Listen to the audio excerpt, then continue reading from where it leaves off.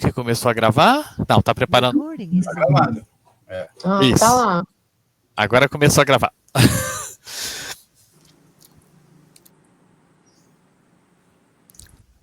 Bem, vou tentar fazer um papozinho leve sobre sensores, né? Que é o nosso novo filme, né? E qualquer dúvida pode parar a qualquer momento e perguntar, né? Sem problema nenhum. E aí a gente vai indo ou aprofunda mais, ou explica mais se alguma coisa não tiver entendida, sem problema nenhum, tá bom? Bem, bem-vindos ao terceiro papo de Nerd Fotógrafo, né? Para avisar de novo, o encontro está sendo gravado e depois eu vou subir no YouTube. Então, se não quiserem aparecer, podem fechar a câmera. Tem uma caixinha de texto lateral também para fazer pergunta por texto, que não aparece a voz, quem não quiser falar. Então, dá para botar a pergunta por texto. Então, vamos começar. Deixa eu botar minha apresentação aqui.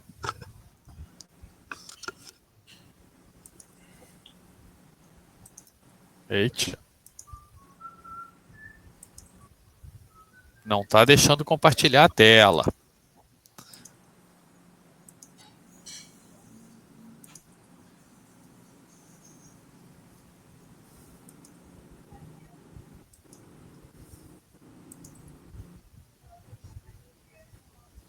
Por que que não está deixando?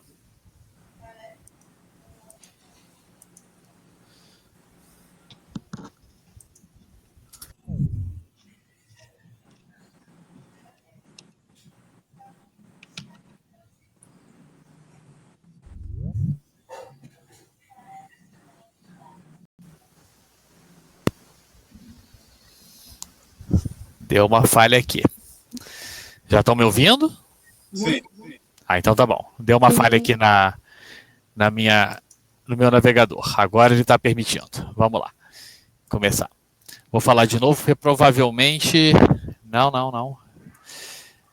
Provavelmente perdeu esse início da gravação. Nosso terceiro papo de Nerd Fotógrafo. Vou falar sobre sensores. Qualquer pergunta podem interromper na hora que for ou deixar para o final, tanto faz. Está sendo gravado, vai para o YouTube.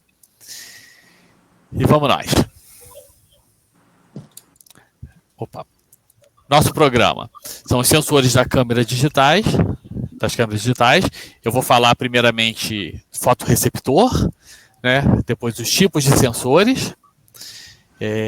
A forma como a captação de cores é realizada, os componentes básicos do sensor, o que são os dados brutos e o processamento desses dados, e uma imagem de futuro dos sensores aí que podem estar por vir.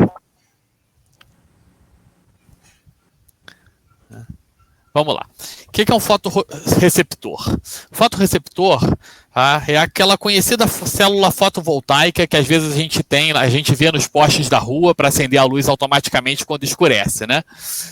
Aquela é invertida. Quando tem luz, ela não deixa passar eletricidade. Quando não tem luz, ela deixa passar eletricidade, né? Então, é um circuitozinho simples que recebe a luz e ele gera uma corrente elétrica que alimenta um circuito para fazer alguma ação.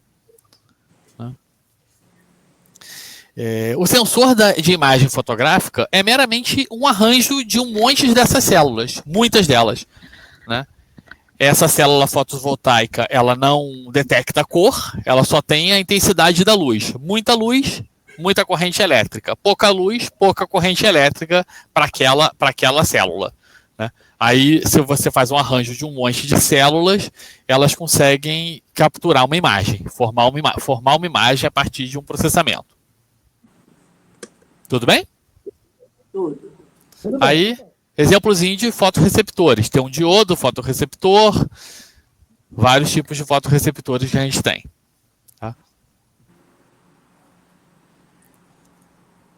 Tá? Os dois tipos de sensores são o CCD, né, que foi o primeiro sensor a ser desenvolvido. É um circuito eletrônico que foi feito praticamente exclusivo para capturar luz. Foram dois físicos que desenvolveram, eles eram do Ai, caramba, me esqueci exatamente de onde eles eram. E eles ganharam o prêmio Nobel por causa disso. Por causa desse desenvolvimento. Né? Ele é um elemento, o tipo de sensor CCD, ele é mais caro e consome mais energia elétrica. Praticamente uso exclusivo para imagens, seja imagem de fotografia, seja astrofotografia, seja imagem médica, né, de sensor de radiografia. Né? Ele é mais sensível ao infravermelho do que o outro tipo, né, que é o CMOS, que a gente vai falar depois. Né? Ele normalmente era usado em câmeras maiores no passado. Né? Ele tem menos elementos, seja fotossensíveis ou não fotossensíveis, por unidade de área. Então, precisa de uma área maior para ter mais resolução. Né? E tem menor ocorrência do dead pixel, né? Que é um pixel morrer. Mas se ocorrer de um pixel morrer, não vai morrer um pixel só, vai morrer uma linha inteira de pixel. Então vai ficar uma linha riscada na sua imagem. Tá? Porque a forma como ele age é transmitindo a carga de um elemento para o outro, na hora de fazer a coleta dos dados, né, da quantidade de eletricidade que foi gerada em cada fotorreceptor. O outro tipo de sensor é o CMOS, né, Complementary Metal Oxide Semiconductor. Né? É mais barato, tá, de fazer, consome menos energia, muito menos comparado ao CCD. É a mesma tecnologia usada para construir os chips de computador, seja o processador, seja a memória, é a mesma tecnologia. Então, um fabricante que faz chip de computador consegue fazer sensor CMOS sem problema nenhum. Tá? Então, ele popularizou muito a construção de sensores de imagem. Né? Ele consegue comportar maior densidade de fotocélulas, tem muito mais fotocélulas por unidade de área, é possível ter mais. Né? Cada fotocélula dessa age independentemente uma da outra, quer dizer, se uma fotocélula morrer, não gera uma linha na sua imagem. Só morre aquela única fotocélula e pronto. Sua imagem continua boa. Mas tem um probleminha. Ele tem uma separação maior de espaço entre as células receptoras de imagem. Na superfície dele, ele tem as áreas sensíveis à luz e as áreas não sensíveis, tudo misturado. Né? No CCD não tem, ele tem menor área não útil para capturar luz. Né? Só que isso foi resolvido pelos fabricantes de câmeras fotográficas usando microlente em cima da fotocélula. Né? Quem criou isso das microlentes foi a Canon, inicialmente. Já é uma tecnologia popular para todo mundo que usa CMOS.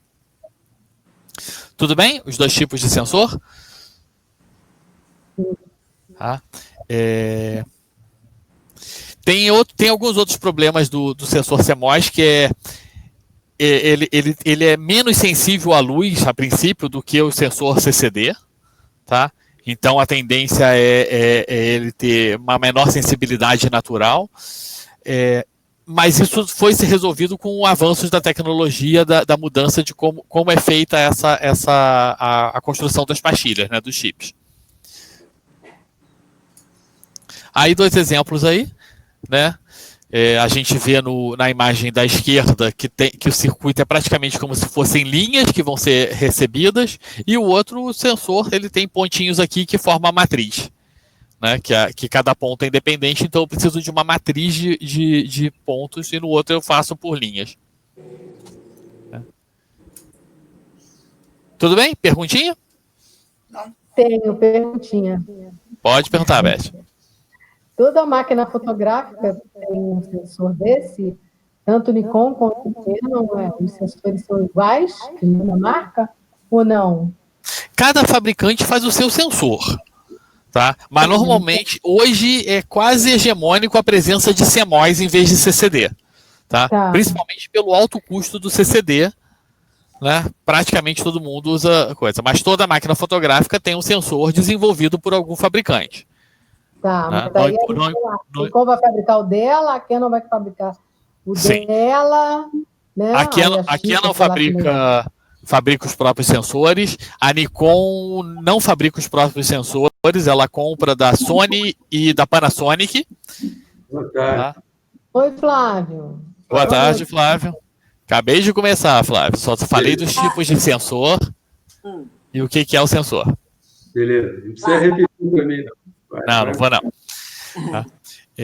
Mas cada fabricante de câmera usa algum tipo de sensor na sua câmera, seja desenvolvido por ele mesmo ou seja desenvolvido por outro fabricante. Mas a câmera, o importante não é só o sensor, tá? Por exemplo, aí as pessoas falam assim, eu tenho o sensor da Sony tanto na Nikon quanto numa câmera Sony, o mesmo sensor. Como é que as imagens são tão diferentes? O processamento que ela faz na imagem antes de entregar para você, um pré-processamento. E isso tem o processador de imagens que está dentro da câmera. Aí a gente vai falar nisso quando chegar no processamento de imagem. O Flávio. Fala. Hoje, a T30, a mirrorless. Sim. Também tem um sensor? Todas as câmeras têm que ter um sensor. Ele substitui o filme. Né? É onde a imagem vai ser projetada para ela ser capturada. Então, toda câmera fotográfica digital tem um sensor de algum tipo. E de algum tamanho e de alguma quantidade de pixel. Entendi. Tá? Se não tiver o sensor, vai ter que ter um filme ali dentro. Senão, não vai gerar uma imagem fotográfica. Ok.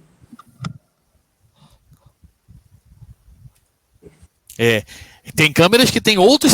As câmeras têm outros sensores além do sensor que eu estou falando, que é o sensor de imagem. Tem o sensor de foco, tem o sensor de outros tipos de sensor. O sensor de se a câmera está se mexendo ou não, um monte de coisa. Mas a gente está tratando aqui dos sensores de imagem. Ok. Tá bom? Então vamos lá. Matriz de filtros. Tá todo mundo vendo a imagem, né? É como a cor é capturada. Bem, a maioria absoluta das câmeras tem um sensor, tá? Eu falei ali na frente antes que o sensor é um arranjo de células fotoelétricas. A célula fotoelétrica não detecta cor. Então, para fazer cor, eu tenho que criar um filtro de cores para conseguir capturar qual cor é o quê. E a maioria das câmeras tem a presença de uma matriz de filtros alinhadas às células fotoelétricas. O que são esses filtros? Normalmente é um filtro que só deixa passar uma cor. Então eu sei que naquela célula fotoelétrica, toda a energia elétrica que for gerada ali foi relacionada a uma determinada cor. Aí na outra do lado é outra cor. E por aí vai. Né? E se faz um arranjo matricial. O mais comum, que foi o primeiro a ser desenvolvido, é o chamado filtro de Bayer, matriz de Bayer, né? Que ela tem vermelho, verde, azul e verde. Tá? Cada conjunto de 4 células adjacentes formam um mosaico de vermelho, verde, azul e verde. Aí a pergunta, por que tem mais verde do que azul e vermelho? Porque é feito para imitar o olho humano. O olho humano tem mais sensores de luz verde, né? Mais receptores sensíveis à luz verde do que ao vermelho e ao azul. Né? Salvo daltonismos, né? Aí pode variar isso, mas na média populacional é isso. Por isso até que a gente vê a cor do meio do arco-íris é o verde. É o que a gente tem mais. Tá? Então essa é a forma mais usada. Praticamente todas as câmeras usam matriz de Bayer. Aí tem outros arranjos. A Sony fez um tipo diferente de matriz de Bayer, que é vermelho, verde, azul e esmeralda. É um outro tipo de verde. Ela tem 2 tipos de verde no arranjo dela. E com isso ela consegue fazer um arranjo de cores diferentes. Tá? Aí as pessoas falam assim, então a cor da Sony é diferente por causa disso. Mas por que a Nikon, que usa um sensor da Sony, não tem a cor tão diferente da Sony? Por causa do processamento que é feito depois. Como ele vai tratar esse segundo tipo de verde. Aí já é no processamento da câmera. Tá? Aí um outro tipo que veio é o CYMG. É a policromia, né? Cian, amarelo e magenta, mais o verde. Foi a Kodak que desenvolveu isso, tá? Algumas câmeras utilizam. É um sensor que tem maior sensibilidade à luz e ele gera a imagem, ele consegue ser mais sensível à luz. Ele é mais claro, né? Cian é claro, o yellow é claro, o magenta é claro, então ele deixa passar sempre mais luz para dentro do fotorreceptor, né, do que o vermelho e o azul. Aí ele consegue fazer um sensor que é mais sensível à luz do que os outros. A Kodak também fez um outro modelo de sensor que é parecidíssimo com o mosaico de Bayer, RGB, né, vermelho, verde e azul, e mais um filtro pancromático, deixa passar tudo, para só ter a intensidade luminosa. Tá? Isso aqui lembra um filme da Fuji que tinha a quarta camada de cor, lembram disso, da propaganda? Que gerava mais contrastes, fazia imagens com contrastes melhores. E esse sensor da Kodak faz exatamente a mesma coisa, ele melhora a relação de contraste das imagens. Aí depois disso a gente tem o tipo de matriz da Fuji, chamado Fuji EXR, muito usado em câmeras compactas da Fuji. E tem um outro sensor, um tipo de matriz da Fuji, que é o Fuji X-Trans, que é usado na série X da Fuji. Sensores da Fuji X. Tá? Então, são as formas que eu vou fazer a captura da cor. É uma matriz de cores que depois vai ser processada. Perguntas? Não.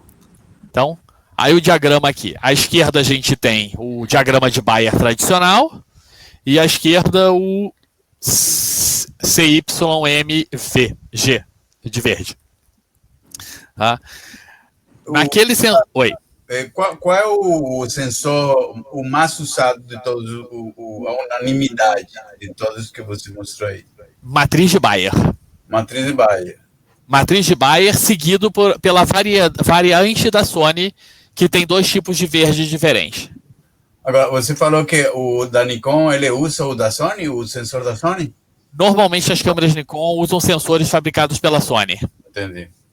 Então, provavelmente, é uma matriz de Bayer modificada com dois tons de verde diferentes em vez de um só. Entendi. Então, a diferença da matriz de Bayer comum, que está aqui à esquerda, para a outra, são dois tipos de verde diferentes. Tá? Em cada grupo de 4 adjacentes.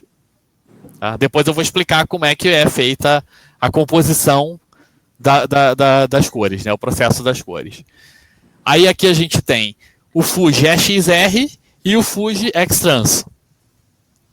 Tá?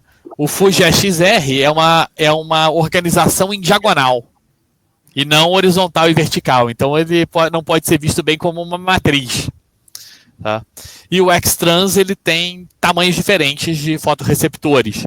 Né? A Fuji diz que isso diminui o moiré, né? Que é uma coisa comum de acontecer em câmeras digitais. Quando você fotografa algo que tem muitas linhas e verticais e horizontais ou diagonais, você consegue ter aparece uma imagem que não existe ali, né? Que é o moiré, é formada.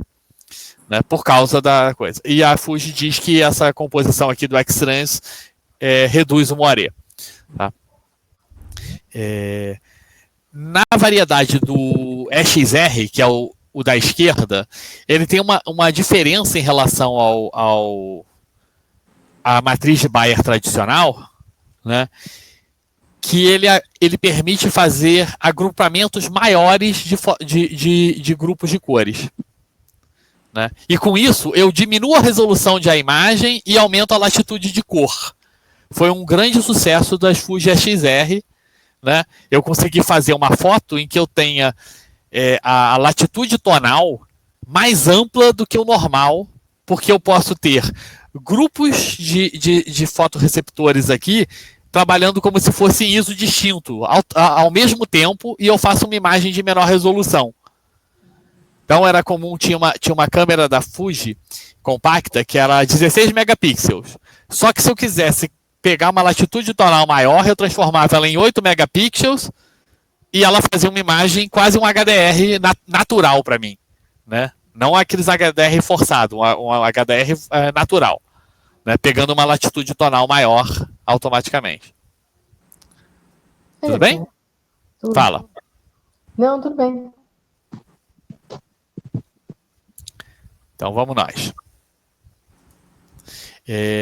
Aí uma outra forma de captura de cor, tá?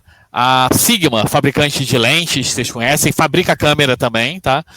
E teve uma ideia revolucionária, entre aspas, né? Que ela copiou a ideia do filme, que é o sensor Foveon. Tá? Como é que é o sensor Foveon? Ele possui várias camadas, igual os filmes coloridos. Uma camada para o azul, uma camada para o verde e uma camada para o vermelho. Tá? E ele aproveita a diferente capacidade que as cores têm para atravessar o silício. Tá? Então, o filme são 3 camadas, são como se fossem 3 sensores. Eu não preciso de ter filtro de cor e eu gero diretamente uma imagem colorida, né? De acordo com como a comprimento de onda tem facilidade de atravessar o material do silício do sensor. Tá? Aí como é que funciona isso? São as 3 camadas, o azul é a que penetra menos, o verde um pouquinho mais e o vermelho vai mais fundo dentro do sensor, né, da camada. Então ele entra várias camadas. Tá? Então é chamado sensor de captura direta, ele captura diretamente as cores. Tá? É exclusividade da Sigma. Existem câmeras para vender, Sigma Foveon, né? E nenhum outro fabricante usa além da Sigma.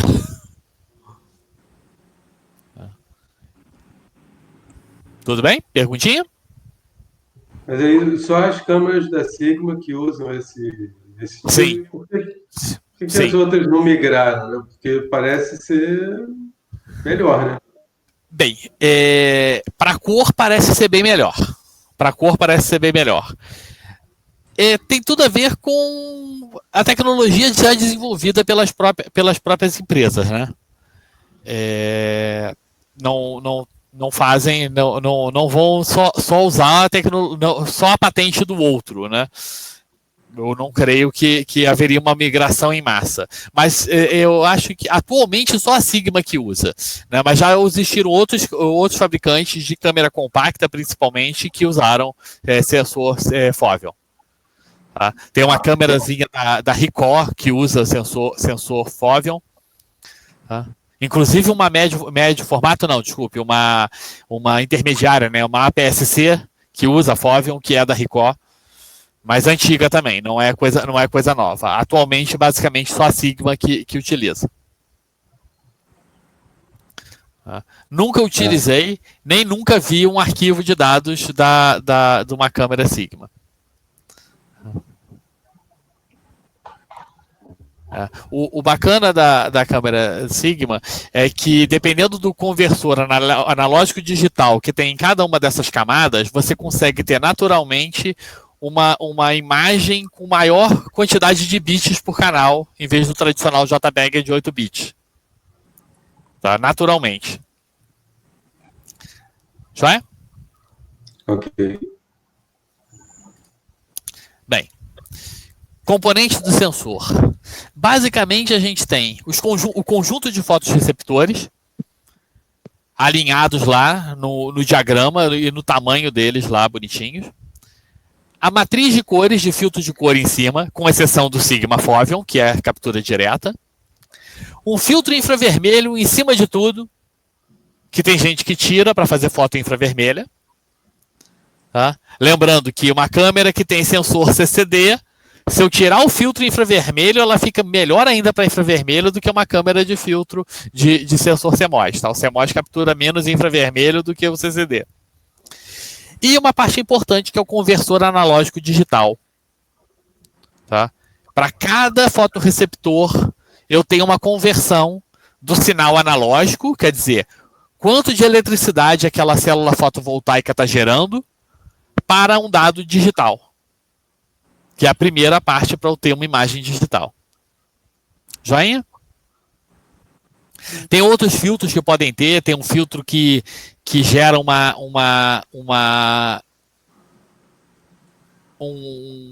como é que você fala? É como se ele deixasse a imagem não tão nítida para o defeito da lente não chegar no sensor. Tá? Existe isso em conjunto com o filtro infravermelho. Tá? Chama de filtro passa-baixa. Tudo bem? Nome? Passa-baixa. Ele corta uma determinada faixa de ondas junto com o infravermelho para evitar defeitos que a lente pode apresentar. Na aula, no papo passado, eu falei de defeitos de lente. Então, tem alguns defeitos que a lente pode gerar, né, de perda de linhas, que ele deixa a imagem borrada para não ter esse defeito. Aí depois eu tiro o borrado da imagem usando aguçamento dentro do processamento da imagem. Uhum. Bem,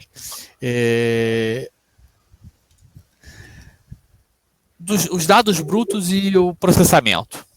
Eu acho que eu estou indo rápido demais, hein?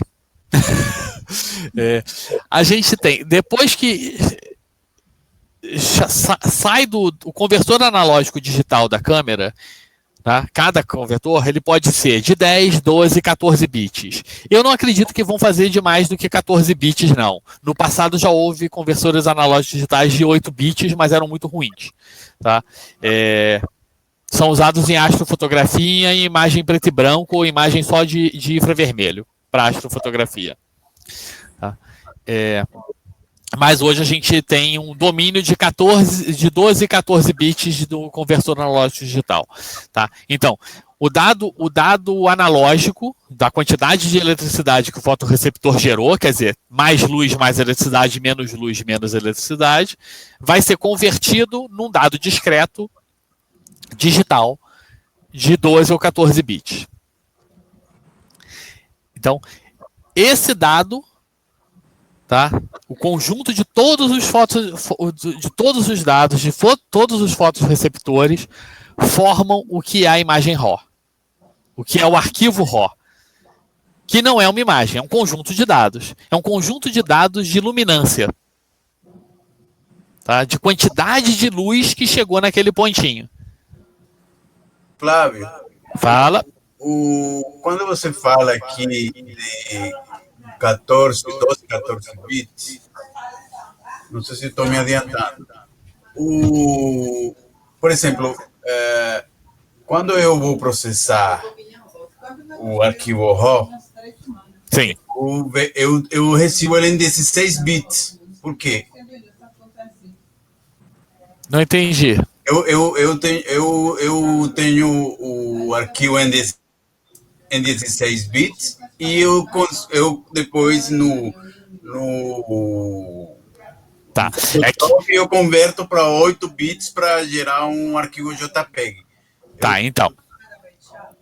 Isso aí é o processo do demosaico. Tá? O sensor, o conversor analógico digital, ele converte um dado em 14 bits.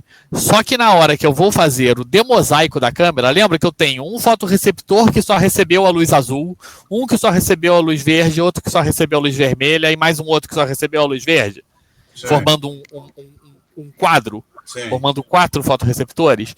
Esses 4 é feito um processo de interpolação, tá? Chama-se demosaico. Antes do demosaico, né? Depois do demosaico. Demosaico é eu separar cada dado desse aí separado. Então eu tenho uma imagem esburacada de 14 bits só de azul.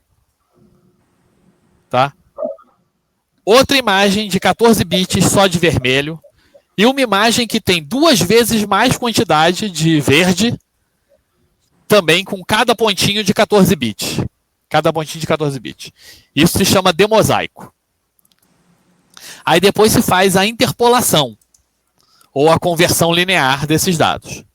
Tá? Aí cada fabricante tem o seu segredo. E cada fabricante de leitor de RAW também. Tá? A Adobe tem um, o Decrawl tem um. Cada pessoa que pega o dado bruto pode processar uma interpolação de forma diferente para gerar uma imagem de 16 bits por canal com a qualidade da resolução da minha imagem. Então, por exemplo, se o meu sensor tivesse 32 por 32 pixels, tá? Eu teria lá um quadradinho, 32 por 32, estou exagerando bastante, né? Esse sensor não captura imagem nenhuma, mas eu tenho lá RGB, né? Com os dois. Aí eu gero, o demosaico são 3 imagens esburacadas, de 14 bits. Aí cada um dessas 4 adjacentes, eu vou fazendo a conta para gerar um pixel de 3 cores de 16 bits. Tá. Eu faço uma conta com esses 4 e gero um. Aí outros 4 gero do lado dele. Outros 4 gero do lado dele. Tá? Deixa eu voltar a imagenzinha aqui. Vocês conseguem ver o meu mouse? Não, né? Sim. Consegue? O mouse sim. Tá. Então, tá aqui o cursor do mouse. Tá vendo aqui? Esse é um sensor. Quando faz o demosaico, eu imagino uma imagem esburacada só de azul, uma imagem esburacada só de vermelha e uma imagem menos esburacada, né, de verde. Que tem mais quantidade, né, de verde. Tudo bem? Sim. E a imagem de azul, ela tem uma linha toda vazia aqui, ó. A imagem de vermelho tem uma linha toda vazia aqui. A imagem de verde é preenchida todas as linhas. Tá. Aí ele vai gerar o pixel referente a esse aqui. Ele pega o quê? Ele pega esse valor, esse valor, esse valor, esse valor. Algumas câmeras têm pixels excedentes aqui em volta, que ela não considera na resolução. É aquilo que na especificação está dizendo. Resolução real e resolução efetiva. Tá? É como se ela perdesse uma linha na borda e uma coluna na borda. 2, né? Então ela vai calcular o pixel daqui, pegando todos os que estão à volta e fazendo qual é esse pixel aqui, qual é esse valor aqui. Aí para esse é a mesma coisa, todos os que estão à volta. Para esse é a mesma coisa, todos os que estão à volta. Para esse é a mesma coisa, todos os que estão à volta. Isso é a chamada conversão linear. Ela pega 9 pixels de 14 bits, de uma única cor, sem cor, né? Só tem a intensidade do azul, do verde e do vermelho nele. E gera um pixel com 3 canais de cores de 16 bits. Então tem 14 bits, 14 bits, 14 bits, 14 bits, 14 bits. E ele gera um que tem 3 cores de 16. Entendi. Tá? Ok. Eu não preciso de mais do que 16 bits para ter toda a gama de cores possíveis e é muito acima do que o olho humano vai precisar. Aí essa imagem que a gente tem é a chamada interpolação de cores, conversão linear. Tá? A gente não tem acesso direto a essa imagem. Tá? Você não vai gravar essa imagem para ver. Tá? E mesmo que você gravasse, ela não tem nitidez, tá? Ela é pouco nítida, ela tem pouco contraste, tá? Ela tem pouco de tudo ali, tá? E ela é muito esverdeada, que é o que a gente vai falar daqui a pouco. Tá? Então, esse arquivo intermediário que é gerado depois que passou conversor analógico digital e o RAW tem lá o demosaico. Tem os dados digitais. Aí passou pelo demosaico e passou pela interpolação. Aí eu tenho uma imagem com cores erradas, né? Ela é predominantemente verde, muito escura, sem contraste, quase impossível de ver vermelho e azul dentro dela.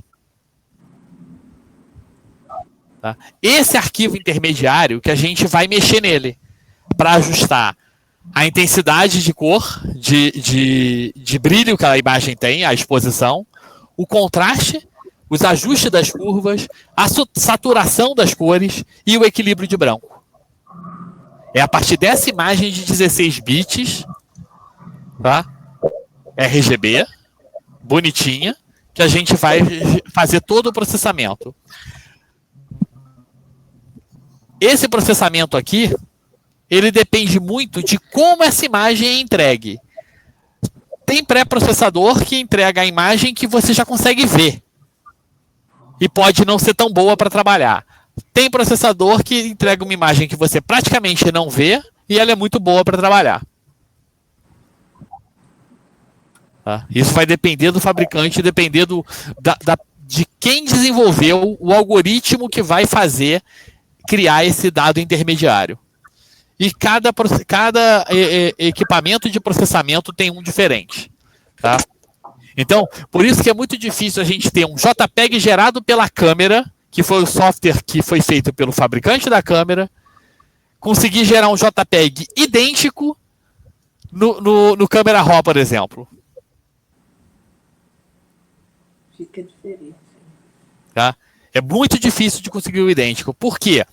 Porque essa forma de gerar esse arquivo intermediário foi feita por um algoritmo diferente. Tá bom? Pergunta? Você tem o arquivo RGB, certo? Sim. Ou você tem um arquivo Adobe RGB, que teoricamente abrange mais. Tá.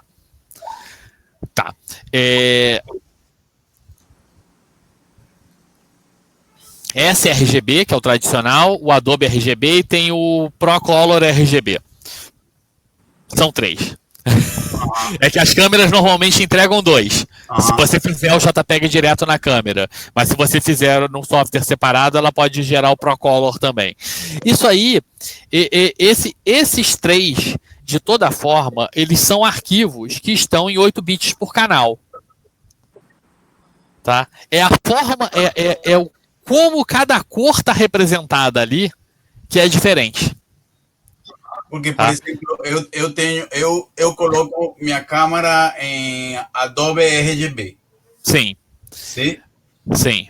E isso faz diferença se eu coloco em RGB? Tá. No sRGB, né? Vai depender de onde você leva para ampliar. Se eu levar um arquivo sRGB para alguém que tem uma impressora que está calibrada para ARGB, eu vou ter deturpação de cores. E o ao contrário também. Tá? Tradicionalmente, impressores usam Adobe RGB, impressores mesmo. Tá? Mas, por exemplo, se você for levar para ampliar em papel fotográfico, lá no, por exemplo, lá no Digital Photo, eles têm ampliador que é papel fotográfico igual antigo de filme. Tá? Processo molhado. Ali, um arquivo sRGB é melhor. Tá? E é diferente. E se você for pegar um arquivo ARGB e transformar em sRGB, ele vai transformar bem. Vai ter perda de dados, mas ele vai transformar bem. Ao contrário, nem tanto. Tá? Mas é importante ver isso, fazer isso. E um impressor de uma impressora lá, jato de tinta bonitinho, ele consegue recalibrar a impressora para imprimir um arquivo sRGB sem adulteração de cor. Mas tem que estar avisado isso para ele. Normalmente eles não gostam de fazer, porque recalibrar a impressora implica em perda de material. Tá? Implica em perda de tinta. Tá? Então ele calibra ela no ARGB e fala, eu recebo arquivos ARGB, se vira, malandro. Né? Mas se ele tiver 2 impressoras, ele pode ter uma calibrada em cada e vai funcionar direito. Entendi. Entendeu? E sem perda. Tá? Dizem que a Adobe RGB tem mais qualidade de cor, né? As cores são mais naturais, tá? Eu, como sou daltônico mesmo, não vou notar a diferença. Tá? É muito difícil manter um monitor calibrado em Adobe RGB. Um monitor não profissional, né? É muito difícil. Então, eu posso estar achando que estou com o Adobe RGB, mas está mal calibrado e eu vou ter cor ruim de toda forma. Né? Então, isso é uma coisa a ser pensada. Os monitores atuais, eles são muito estáveis no sRGB. Então, se você calibrar o seu monitor em sRGB, você tem certeza que ele está calibrado. Por muito tempo. O monitor desses um painel IPC, né? IPS, quer dizer, um painel IPS, ou então um monitor desses Kibit, né, da Panasonic, ou da LG, ou qual é o nome daquilo? O Retina Display da Apple, né? Eles aceitam calibrar, eles são bons que eles aceitam calibrar para RGB, ter a cor bem definida mesmo em Adobe RGB. Só que ele não fica estável, conforme ele vai atuando, ele vai mudando a cor e ele estabiliza no sRGB. O sRGB é estável. Mas aí você pode calibrar... Pode calibrar várias vezes. Várias vezes. Os monitores da Dell, por exemplo, que... Sim. Um painel IPC é aquele Ultra Sharp, né? Ultra Sharp IPS da Dell. Muito bom. Se você conseguir calibrar ele por exemplo, mensalmente, você sempre vai ter... 96% do Adobe RGB. Ok, tá bom. E no sRGB você chega a 99%. Entendi. Tá bom? Então é a questão do tempo. Você talvez alguém que quer algo muito fiel mesmo, muita fidelidade de cores e vai trabalhar com Adobe RGB ou com o sistema ProColor, que alguns monitores hoje já aceitam, vai ter que calibrar uma vez por dia, talvez. Caramba! Se ele está muito interessado nisso. Tem que ser já uma coisa específica. Por isso que eu humildemente desisti das cores. Além de eu não enxergar a cor direito, eu não vou ter paciência de ficar calibrando algo que eu não enxergo, né? Ou alguém que só gosta de preto e branco também, não faz sentido, né? Não faz sentido, realmente não faz sentido ter. Faz sentido você ter um monitor minimamente calibrado, aí o sRGB serve para quem utiliza preto e branco, porque muito do processamento preto e branco pode gerar tonalizações na hora de imprimir. Então, ter algo minimamente calibrado vai gerar tonalização, certamente, numa ampliação feita em laboratório que usa processo molhado, né? O papel fotográfico. Porque, infelizmente, o papel fotográfico é colorido, não é preto e branco. Tá? Então, como o papel fotográfico é colorido, mesmo você projetando uma imagem preto e branco nele, na hora que ele revela as 3 camadas, ele vai ter uma tendência... Um dos reveladores pode estar mais saturado do que o outro e vai tonalizar. E é aleatório. Vai ser de acordo com a vida útil dos químicos. Se fosse um papel fotográfico preto e branco, revelando uma imagem projetada preto e branco, seria maravilhoso. Né? No caso do processo molhado.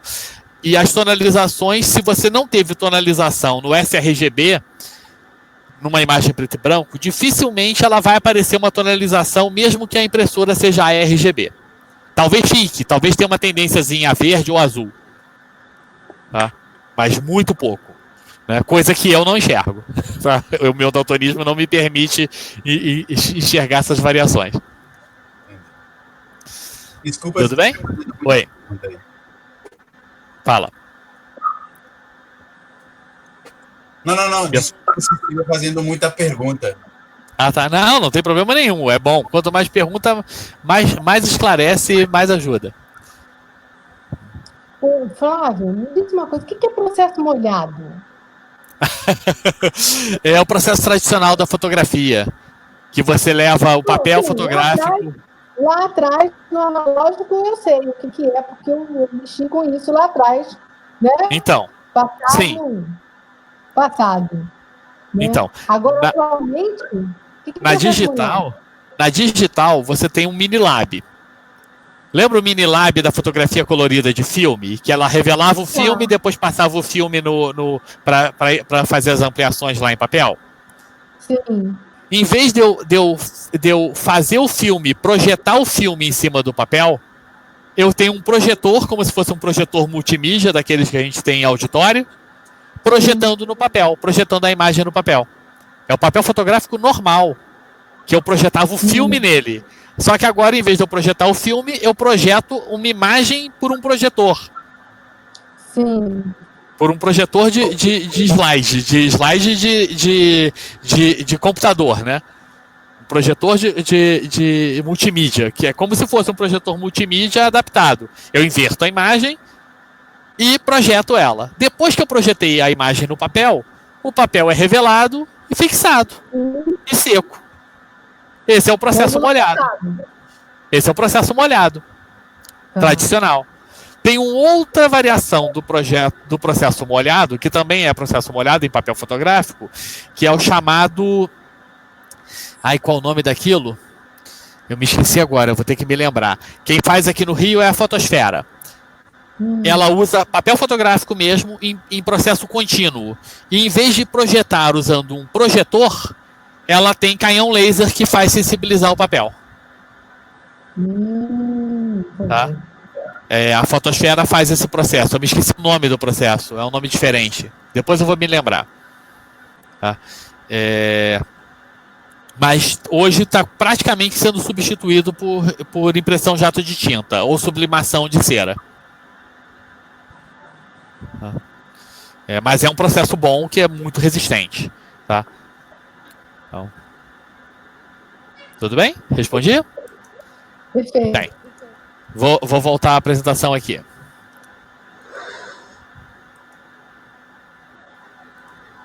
Então a gente estava falando que a primeira coisa que é feita o processamento é o demosaico, que ele pega, ele gera 3 imagens esburacadas, aí depois ele passa por uma conversão, né, desse processamento da matriz, uma interpolação ou a conversão linear, tá? E gera um arquivo intermediário que não tem fidelidade de cor alguma, predomínio de verde, sem contraste e muito escuro. Mas ele tem muita informação ali dentro dele. Tá? É um RGB com muita informação, de 16 bits. Aí depois é feito um processamento. Eu aumento o azul e o vermelho e gera a cor mais fiel. Aí, o quanto eu vou aumentar o azul e o vermelho e mexer no verde, eu vou estar fazendo o equilíbrio de branco. E a saturação. Aí eu aplico o quê? O contraste. Eu vou fazer a variação do contraste entre essas cores. Tá? E o quanto eu vou aumentar cada um dessa imagem muito escura é a exposição. Eu vou trazer ela mais clara. Já é? Bem. Tudo bem? Pergunta? Não. Ó, foi rápido hoje, hein? Aí agora a gente tem as coisas de futuro e uma coisa que é promessa para o futuro, só que ela foi criada já há 7 anos, tá? É a primeira abordagem nova para as cores que foi criada há muito tempo. A Panasonic desenvolveu em 2013, ela teve uma patente sobre isso, tá? Uma nova forma de fazer. O sensor convencional, ele tem o quê? Um filtro que embarrera toda a luz, só deixa passar o vermelho ou o azul. E outro que embarrera toda a luz e só deixa passar o verde. Tá? Aqui ele não botou o azul, tá? Mas... Aí o que ela fez, a abordagem que ela fez? Ela fez o chamado de microcolor splitting. Um tipo de prisma que separa as cores. E aí ele deixa passar azul e vermelho. Aí um que sem para ter só o branco, a luz toda. Outro que deixa passar só azul e verde. Só verde, entendeu? Então ele vai fazendo, ele vai tendo, dividindo as cores para caírem nos fotorreceptores adjacentes. Então, em vez de eu ter um fotorreceptor em que eu só estou deixando passar uma parte da luz, a luz que chegou nessa microlente aqui, ó, chegou nessa microlente, vai cair nesse fotorreceptor só vermelho. A luz que chegar nessa microlente vai ser separado o componente vermelho dela para cair nos adjacentes e parte cair no central. Então é um sensor que eu aproveito muito mais a luz do que o outro. Então é um sensor que tem alta sensibilidade à luz. Logicamente vai ter menos ruído. E vai conseguir fazer fotos com um ISO elevado com menos ruído. Tá? A Panasonic fez isso em 2013. Eu não tenho notícia de câmera que utiliza isso, nem da própria Panasonic. Tá? Talvez ela utilize sem fazer propaganda. Alô? Alô? Tô te ouvindo, Beth. Talvez a Panasonic utilize isso em câmeras compactas dela sem fazer propaganda, mas não tenho notícia dela estar utilizando isso. Tá? É uma patente de 2013. Tá? Essa é uma abordagem que já poderia estar em vigor hoje, em todas as câmeras, e melhoraria a qualidade de luz. Por que os fabricantes podem não usar isso? Vai ter que mudar toda a cadeia de software dele. O software de processamento de imagem, que faz lá o demosaico e o coisa, vai ser diferente. E isso gera custo. Tá? Tudo bem? Bem, e a outra abordagem, que isso é promessa para futuro, né, é um material revolucionário chamado grafeno. Né? Grafeno serve para tudo, né? Serve mesmo. Só que ainda é difícil de produzir. Não tanto, já foi mais difícil. Tá? Nanotubo de carbono, grafeno e a chamada fibra de carbono, que é a mais barata hoje. Aí os nanotubos são não tão fáceis, e o grafeno em si, que é o grau aí da tecnologia. Utiliza carbono organizado de uma forma especial. Tá? É a terceira forma do carbono se apresentar. Né? Tem o grafite, o diamante e o grafeno. Tá? Não é natural, é feito pelo homem. Carbono é abundante na natureza, não tem dependência de silício. Silício é abundante, a areia é abundante na natureza. Tá? Mas não precisa das terras raras para contaminar o silício e gerar o meu semicondutor. Tá? Porque eu só utilizo o carbono. A promessa do grafeno para sensor é captura direta do comprimento de onda. Tá? Eu não vou precisar de filtro de cores, eu sei exatamente o comprimento de onda que está entrando e eu posso processar ele. Então o sensor vai capturar diretamente a cor. E não só a cor, eu posso capturar qualquer comprimento de onda. Aí vocês são fã de Star Trek? Star Trek Nova Geração, que tem o Capitão Picard. Vocês lembram do engenheiro? O Geordi? Ele tem um óculos, né? Ele é cego. E ele tem um sensor ali na frente dos olhos, que captura vários espectros de comprimento de onda e transmite diretamente para o cérebro dele. Tá? Isso é ficção científica. Se eu fosse dizer de que é aquele sensor, eu diria que é grafeno. Tá?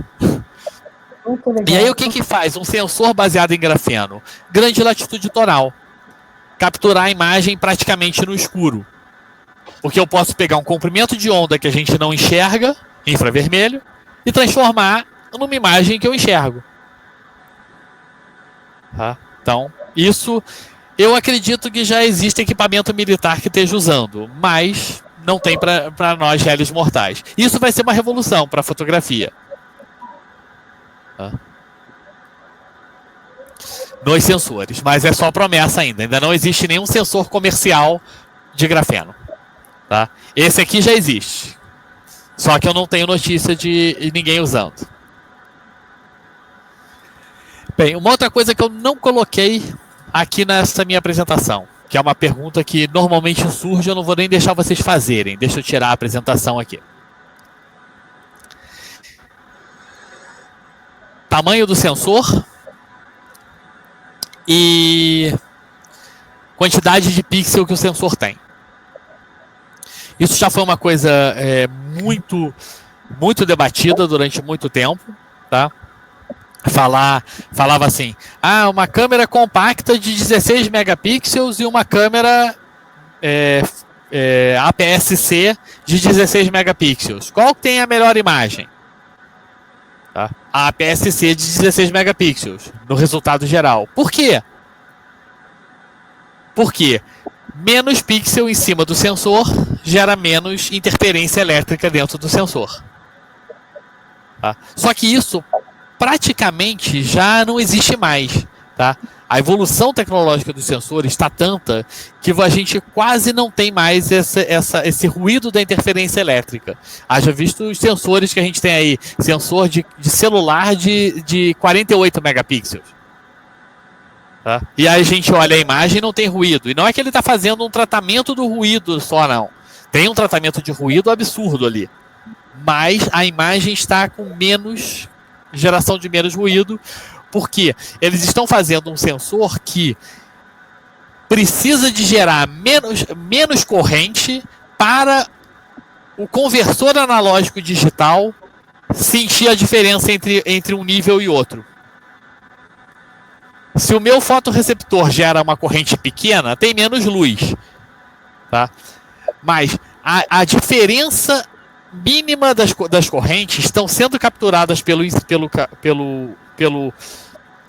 conversor analógico digital e gerando uma diferença grande para as variações pequenas de energia que está sendo gerada.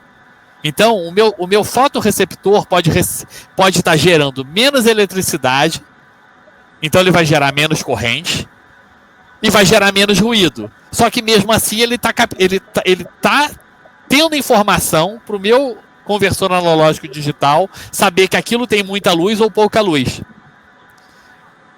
Tá? Então é uma evolução na forma como o fotorreceptor age, recebendo a luz e gerando energia, gerando eletricidade. Qualquer célula fotovoltaica faz isso. Aí eu tenho um conversor analógico digital ali que está sentindo essa variação. Então, os sensores antigos tinham fotorreceptores em que a variação entre o mínimo e o máximo de energia que ele gerava tinha que ser grande, para ele conseguir ter essa informação no conversor. Hoje, a variação é mínima e ele consegue ter uma resposta no conversor. Então, esse avanço da tecnologia está permitindo sensores pequenos com muito pixel. Tá? Então é algo que não é tanto. Por isso que a questão de tamanho de sensor e quantidade de megapixel parou o bafafá em torno disso nas pessoas falarem assim: uma câmera com 16 megapixels gera uma imagem melhor do que a de 20, porque a de 20 tem muito pixel em cima do sensor e eu vou ter ruído. Tá? O avanço da tecnologia está diminuindo isso. Tá? Por isso então que a gente não vê muito mais essa discussão de aumento de megapixel. E a gente voltou, entre aspas, a ter a corrida do megapixel, né? Nas câmeras grandes, que já estava estabilizada aos 4 anos para trás, estava estabilizada essa corrida. Hoje voltamos a ter câmeras com 40 megapixels. De brincadeira, assim. De câmera APS-C de 40 megapixels ou full frame de 40 megapixels. Tudo bem? Agora, uma coisa importante. Uma câmera menor, um sensor menor, para compor muito megapixel, a fotocélula tem que ser menor. Tá? Então ela tende a concentrar menos fótons ali para produzir energia. Um sensor maior, a fotocélula pode ocupar um espaço maior. Então ele tem mais área para capturar luz. Então eu tenho uma qualidade de luz melhor num sensor maior do que uma qualidade de luz pior num sensor menor. Tá? Isso é imutável. Tá? Tudo bem? Tudo bem. Flávio, então, assim, hoje em dia, o importante é o tamanho do sensor. Quantidade de megapixel fica sendo secundária, é isso? A quantidade de megapixel, ela está chegando ao ponto na tecnologia da gente dizer, a quantidade de megapixel só vai definir o tamanho do meu arquivo e o tamanho da minha ampliação com qualidade. Não, tudo bem, mas tem a ver com a qualidade da imagem. Quanto mais megapixels tem, a imagem fica mais com uma qualidade maior porque tem menos interpolação. Aí eu tenho que melhorar a qualidade da lente. Não, a interpolação é igual, não é interpolação para criar a imagem. Tá? Não, tem menos interpolação se eu for assim, eu estou criando imagem onde não tem, se eu precisar de aumentar os pixels da imagem. Sim. Mais pixel, eu faço uma ampliação maior sem interpolar. Pois é. Tá? Mas mais pixel, eu capturo o defeito da lente.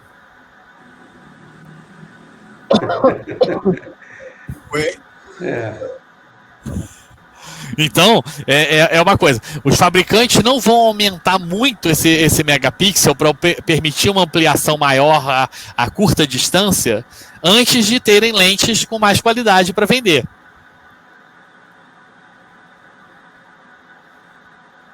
Aí entra uma outra coisa, que aí é uma coisa que mistura o papo, lente e sensor.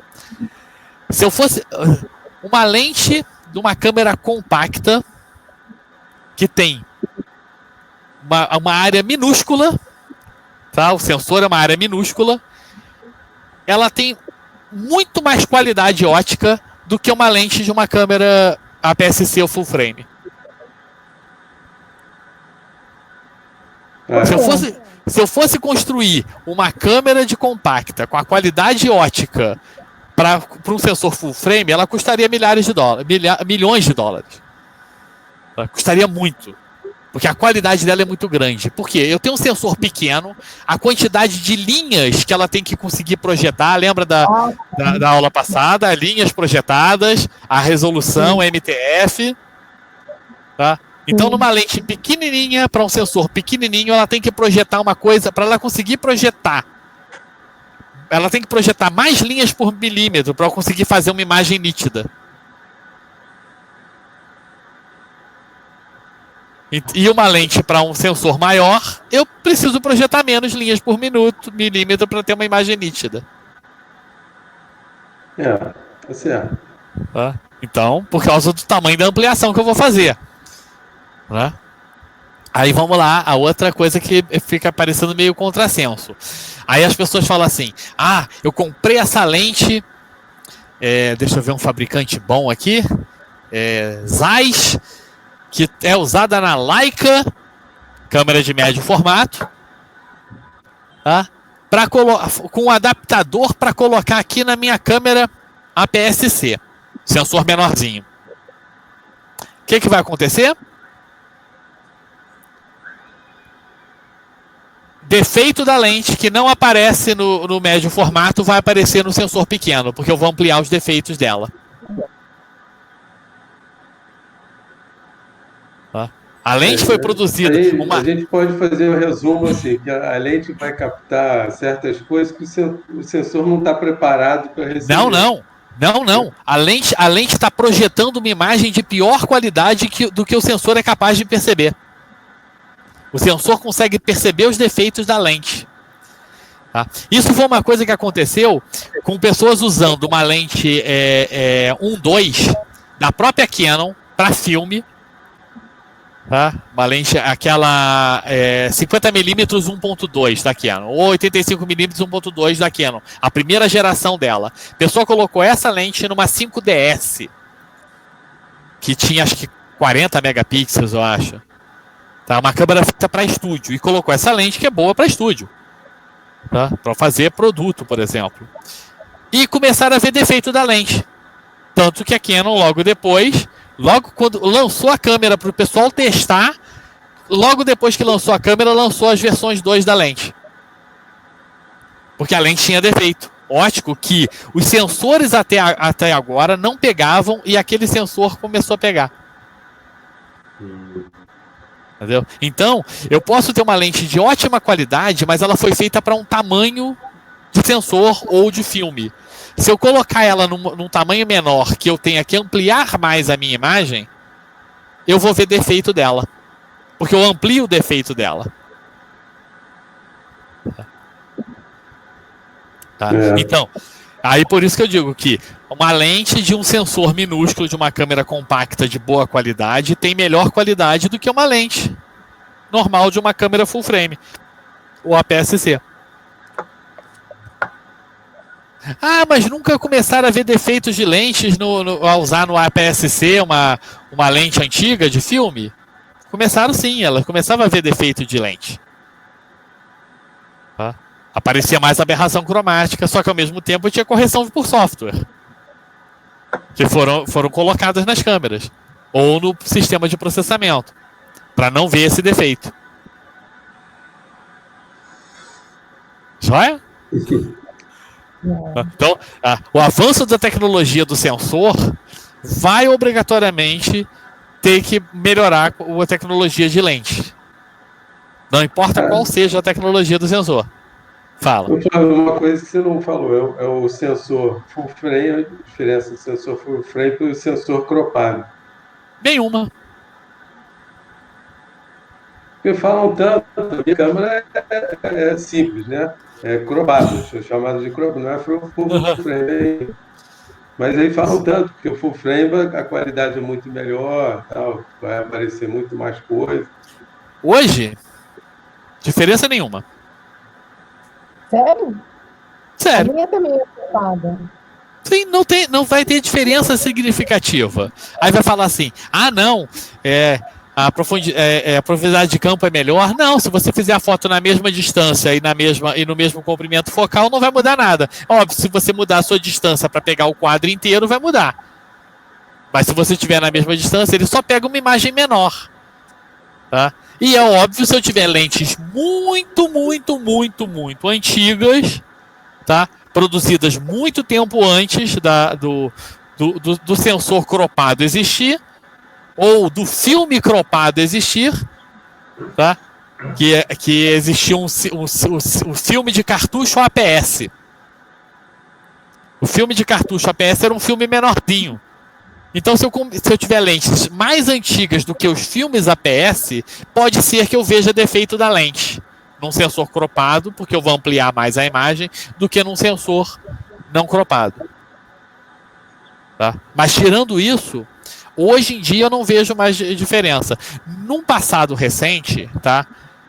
O sensor full frame, ele tinha a vantagem de eu ter um sensor full frame de 20 megapixels e um sensor cropado de 20 megapixels, a proximidade dos pixels fazia gerar ruído. Então o sensor cropado tinha mais ruído do que o full frame. Além disso, um sensor antes do ótimo avanço das microlentes, um sensor cropado tinha mais perda de luz do que um sensor full frame, porque o pixel maior conseguia pegar mais luz. Tá? Então, agora hoje em tecnologia, não tem muita diferença. A diferença mesmo é o gosto do freguês e o uso que você vai ter. Tá? O gosto do freguês foi o que me fez comprar uma câmera full frame. Eu queria ter a visão que eu tinha quando eu usava uma 50mm na minha câmera de filme. O que eu olho no meu visor é o que eu vejo.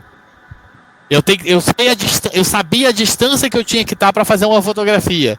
E quando eu passei a usar uma 50mm numa câmera cropada, eu não sabia mais. Tanto que eu sempre usei uma lente zoom e eu deixava ela um pouquinho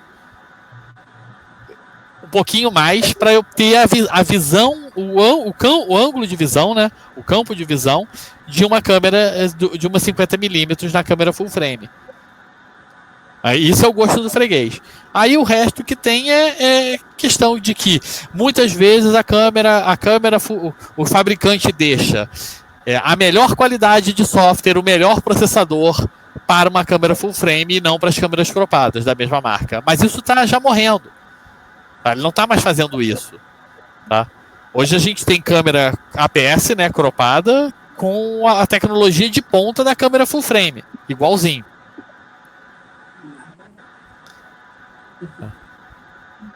Então eu não vejo, pessoalmente eu não vejo mais diferença entre uma e outra. Não faz diferença. Obviamente um sensor menor ainda eu começo a ter diferença. Tá? O sensor menor ainda eu começo a ter diferença. Joia? Não. Respondi a sua pergunta, Flávio? Não, respondeu, porque eu não estou estudando isso, mas eu tenho escutado isso mesmo, que hoje em dia assim, não vale a pena passar por uma full frame, porque a diferença é muito pouca e tudo é muito mais caro, né? Sim. Sem contar o espaço que você tem que utilizar no seu computador do arquivo, né? Um arquivo desse tamanho. Não, aí o tamanho do arquivo tem a ver com a quantidade de pixel que o seu sensor tem. Então pode ser cropada e ter mais megapixel do que uma full frame. Aí o arquivo vai ser grande também. O tamanho do arquivo não tem a ver com o tamanho do sensor. Tem a ver com a quantidade de pixel que ele tem. Eu gostaria de dar falar um pouquinho. Pode falar. Tudo bom, Flávio? Guzmão. Joia. Essa coisa do full frame e do cropado, eu dei lendo alguma coisa. Existem algumas empresas que contratam os serviços de profissionais de fotografia e que nos editais delas, elas exigem que o profissional trabalhe com a câmera full frame. Eles não aceitam cropado. Às vezes até questão de edital. Então, às vezes você tem que ter uma full frame para mostrar, não, eu tenho equipamento, está aqui para qualquer um ver, a hora que precisar, está lá. Eu estou falando isso até por experiência própria. Eu tive que comprar uma full frame para poder continuar trabalhando. Entendi.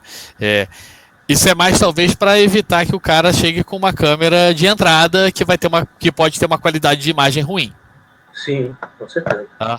Então a questão não é ser full frame ou não. Mas como ele não pode dizer que você tem que ter de determinado escopo para cima, com certeza as full frames terão uma qualidade melhor nesse aspecto. Em comparação, se eu pegar a 6D e comparar com a da mesma época, eu acho que é a T4i, a 6D tem uma imagem melhor do que a T4i. Elas têm processadores diferentes, entendeu? E elas têm sensores diferentes, no sentido de até a capacidade de quantidade de pixel também, para a resolução da minha imagem. Tá? Então, eu acho que não, acho que é a T5i, que é da época da 6D. Não tenho certeza, não. Não é a T4i, não. A T4i é mais antiga. Então, mesmo uma full frame de entrada, então o edital daqui a pouco, a full frame que não é de entrada e a full frame de entrada vão ter diferença de qualidade. Sim. E daqui a pouco o edital não vai ter como resolver. Se você botar full frame, não vai resolver o problema dele. Sim, com certeza. Com certeza. Não, mas isso é alguém que, algum gênio lá, que senta para pensar essas coisas.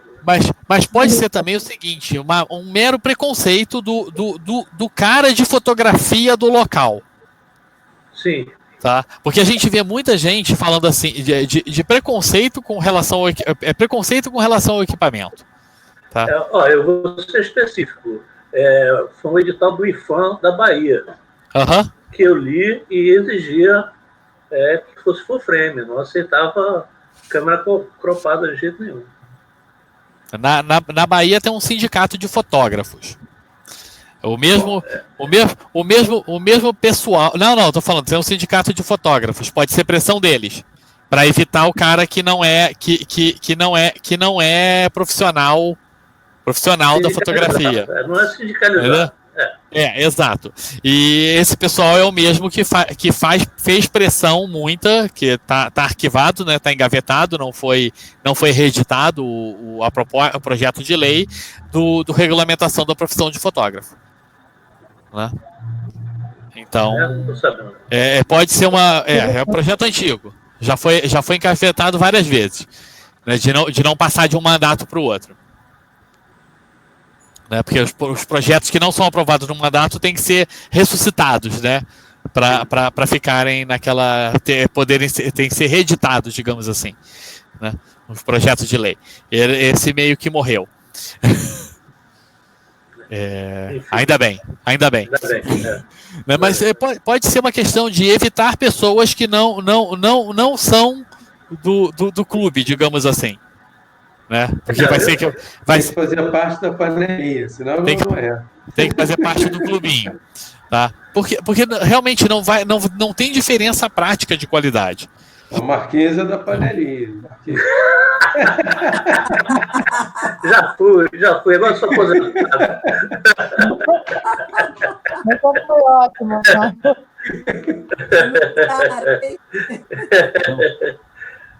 Imagina. Não tem diferença prática de qualidade relacionada entre um APS-C ou até mesmo um sensor menorzinho, né? Que é menorzinho do que o APS-C, é 2 vezes o fator de multiplicação dele. Vai morrer o formato, né? O micro 4/3, né? O 4/3. E agora, assim, as câmeras mais modernas agora estão indo, né, para mirrorless, que o sensor é menor até, né? Não. Então, as mirrorless antigas eram tudo com sensor menor. Agora as mirrorless estão ficando com sensor full frame. É. Ah, é? Todos os fabricantes têm. Oi? Era exatamente isso que eu ia perguntar. O sensor da mirrorless, como é que é? É full frame? É cropado? É mais cropado ainda? Depende da mirrorless. Aquelas primeiras que foram lançadas era a Olympus micro 4/3. O sensor dela, o fator de multiplicação dela era 2. Ele era a metade do tamanho de um sensor full frame. E além disso, era na proporção 3x4 em vez da proporção 2x3. Tá? Porque ele reproduzia a proporção 3x4 dos filmes na Fuji Trip, na Olympus, quer dizer, não era Fuji. Estou falando das primeiras Olympus mirrorless que saíram. Né? Da Olympus Trip ou da outra Olympus, que dividia, dobrava o número de fotos no seu sensor, no seu filme. Olympus Pen? Olympus Pen. Isso aí, a Pen. Olympus Pen. Foi a primeira mirrorless que foi lançada. Eu não dobrava, mas triplicava. Não, sério? Desculpa. Dobrava. Você fazia foto no sentido. Para você fazer paisagem, você tinha que virar a câmera. Para fazer retrato, você deixava a câmera normal. Então você fazia retrato com a câmera no normal e paisagem com a câmera na vertical. Exato. Porque ela estava dividindo o fotograma no meio. Por isso que ela saiu da proporção 2x3 para a proporção 3x4. Altura 3 e metade do 4.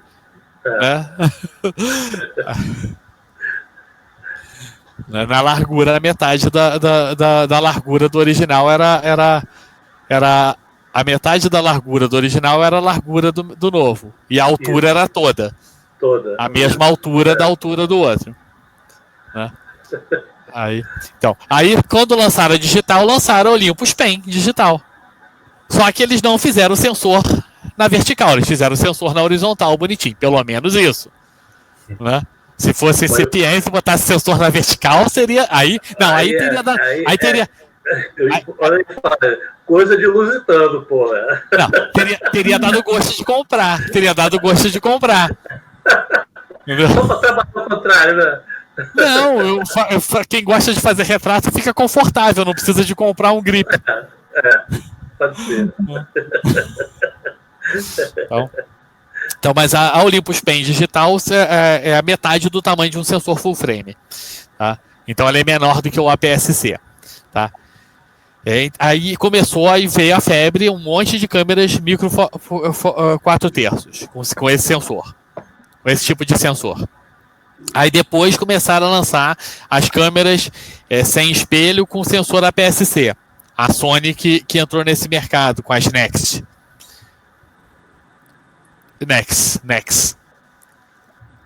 Né, uma câmerazinha pequenininha, bonitinha, muito levinha, boazinha. Aí a Nikon e a Canon tentaram fazer. A Nikon acho que foi primeiro e a Canon depois. E aí depois veio a febre das câmeras mirrorless full frame. Tá? E tem as câmeras mirrorless de médio formato. A Pentax tem, que acabou, né? E a Fuji tem.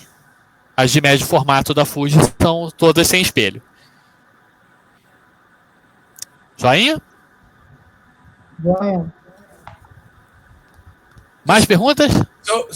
Uma pergunta aqui em relação a por que alguns professores de Photoshop que ensinam a gente não gostam muito de mexer no contraste e no brilho no arquivo? Qual é a razão disso? Tem algum motivo? Que danifique mais a foto? Tá. Voltando àquele negócio ali, primeiro que eles já mexeram, né? Sem saber, mas mexeram. Não, no contraste não, mas no brilho sim, porque eles têm que fazer um aumento de gama, porque a imagem original é muito escura. Aquele arquivo, entre aspas, entregue é muito escuro. É o arquivo intermediário que a gente não tem acesso. Então ele já teve um ganho de luz ali. Tá? Um ganho de luminância. Tá? Mas normalmente a gente não faz é o seguinte. Tem-se algo que costuma ocorrer quando a gente faz uma foto, é que quando eu pego uma imagem que está escura, subexposta, e tento colocar luz nela, tá? Eu estou gerando ruído. Tá? Então, trazer luz para a minha imagem, que não tem luz, eu gero ruído. É uma tendência. Tá? No processamento do RAW, isso não é verdade para câmeras que são chamadas ISO-less. Tá? Aumentar a luz não gera ruído nas câmeras, nas ISO-less. ISO-less são muitos sensores da Fuji, da Sony são assim. Logicamente, sensores da Nikon também são assim. Tá?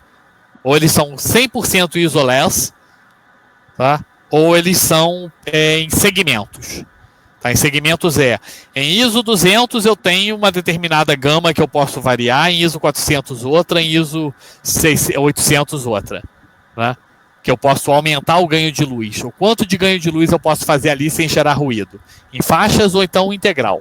Integral são mais raros os sensores ISO-less, eu fazer uma foto com ISO 100 e puxar ela para ISO 1600 é melhor do que eu fazer a foto em ISO 1600 diretamente na câmera. Tá? Eu gero menos ruído puxando luz no programa de edição do que fazendo em ISO alto. Isso não é válido para os sensores da Canon, tá? Entendi. Isso não é válido para os sensores da Canon. Então, quem usa Canon, esquece isso. Os sensores da Canon não são ISO-less, tá? Então, eu fazer uma foto em ISO 400 e puxar para 4000, ou fazer em 4000 na câmera, o de 4000 da câmera vai ser melhor. Tá? Aí, razão pela qual a Canon eu tenho muito maior recuperação das altas luzes do que a Nikon ou a Sony. Tá? Em compensação, se eu for recuperar baixa luz na Canon, eu tenho muito mais ruído. As baixas luzes da Canon são ruins. As baixas luzes da Nikon e da Sony são boas. Tá? Quer dizer, eu tenho informação na baixa luz da Nikon e da Sony e eu não tenho informação na baixa luz da Canon. Então, aumentar luz aonde não tem luz, se o meu RAW, tá, foi Canon, eu vou gerar ruído. Se o meu RAW é Nikon ou Sony, não vou gerar ruído. Tanto ruído. Então eu gero menos ruído levando a luz. Tá? Então, aumentar a luz na imagem vai depender de qual é o meu tipo de formato de dado dessa imagem. Desse RAW. Se é Sony Nikon ou se é Canon.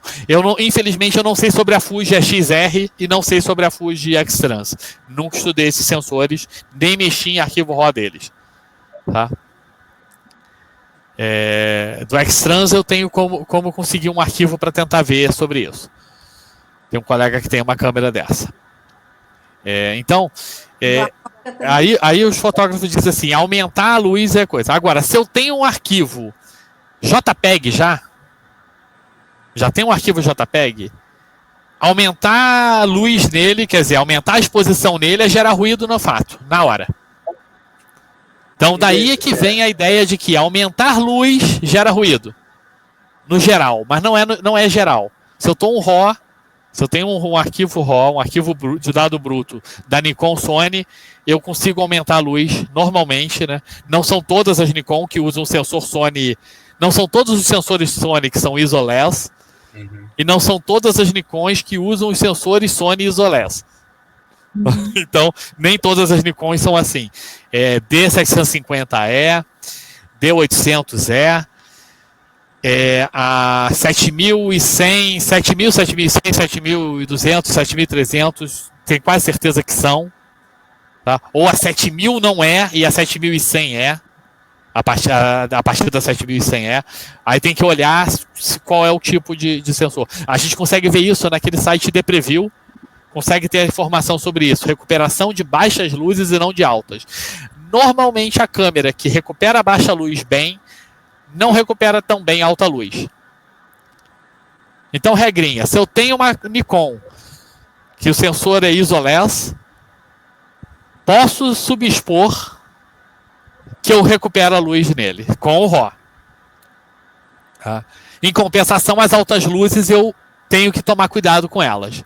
Tá? Mas não é tanto cuidado não, tá? É só ser um pouquinho mais cuidadoso do que com a Canon. Porque com a Canon eu já fiz com a minha antiga 7D, a primeira versão da 7D, eu já botei... Ela tinha no gráfico de -3 a +3, eu acho. Era de -2 a +2. Acho que era de -3 a +3. Eu fui mais um ponto e 1/3 de luz acima do que seria o +3. Quer dizer, eu fui para +4 e 1/3 pontos de luz. E eu peguei no RAW e diminuí aquele RAW e recuperei o branco. Tá? Então é uma coisa surreal. Mas em compensação, uma região de baixa luz, se eu for recuperar um pouquinho, eu já tenho ruído.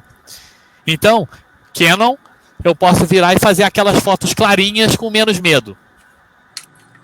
Nikon, se eu quero fazer a foto clarinha, eu faço a foto bem exposta e clareio ela no processamento. Porque aí eu não tenho perda de alta luz. Aí muda o fluxo de trabalho. Isso se for uma Nikon ISO-less. Tá? Joia? Desviei muito da pergunta. Foi ótimo. Em relação ao contraste é a mesma coisa, né? O contraste também, porque ele pode gerar ruídos. E ele pode gerar uma outra coisa, se eu fizer um aumento de contraste exacerbado, principalmente se eu estou com um arquivo já de 8 bits e não de 16 bits. Se eu estou com um TIFF de 16 bits, não tem muito problema. Agora, um TIFF de 8 bits ou um JPEG, se eu for mexer muito no contraste, eu vou gerar artefatos. Eu vou gerar aquelas linhas, aquelas separações de cores que parecem um degradê artificial. Eu vou gerar isso. Então, é algo complicado de aumentar muito o contraste na coisa. Tá? Até no menu da câmera, para você gerar o JPEG mais contrastado, se você gera JPEG no menu da câmera, né? Eu fotografo RAW, mas JPEG sempre. E o JPEG que eu gero, normalmente, é o que eu mostro para as pessoas no Flickr. Quase nunca edito no computador. Né? Eu já puxei tanto o contraste ali no menu da câmera que gerou artefato no menu da câmera, coisa que não era para fazer. Provavelmente um erro de software da câmera. Na hora dele melhorar o contraste. Obrigado. Valeu. Joia? Perguntas? Nada? Bem, agora, se não... Pode perguntar. Não, já fiz muitas. Ué, e se tem mais, pergunta mais, ué.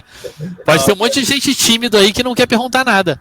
Já perguntei também, pra caramba. Oi? Já perguntei também, pra caramba. Então tá bom. Bem, agora eu quero uma coisa de vocês. Sugestões para próximos temas. Porque eu já esgotei os temas assim que mais as pessoas costumam querer conversar comigo. Aí eu aceito sugestão. Provavelmente coisa ou que eu já sei ou que eu vou ter que estudar para poder falar.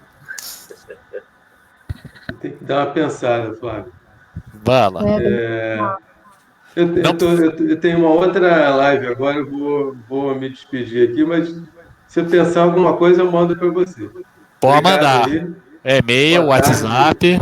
Para todos. Tchau, Flávio. Um abraço. Bom te ver. Tchau. Tchau, amigo. Tchau. Mas Eu fico pronto, não tem nada na cabeça. Mas, sabe que coisa engraçada. O máximo que eu podia falar, a ideia, mas aí também é sujeira, pô. Eu pedi para você repetir a primeira aula, porque eu não assisti a primeira aula e ela não foi gravada. Eu ia Qual foi a primeira aula? Mas eu perdi as duas primeiras, cara. Eu perdi o horário. Eu estava pensando mesmo em repetir a primeira porque eu não tenho ela gravada. Qual foi? Eu falei sobre... Eu falei sobre comprimento focal e ângulo de visão. Eu me lembro que eu vi isso aí, eu queria assistir e eu me perdi do horário, me perdi do dia, me perdi de tudo. Não, eu tive uma crise de labirintite. Só isso, mais nada. É ótimo. Ó, eu vou fazer o seguinte, eu vou parar a gravação para aí a gente pode conversar sobre possibilidades sem dar spoiler, né?